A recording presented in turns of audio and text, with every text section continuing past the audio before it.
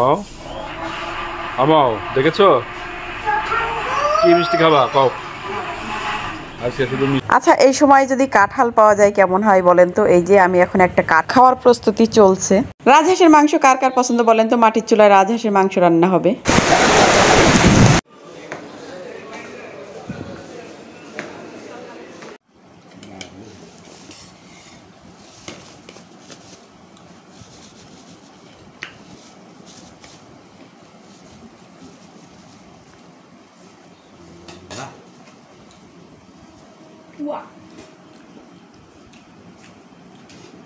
এগুলো কি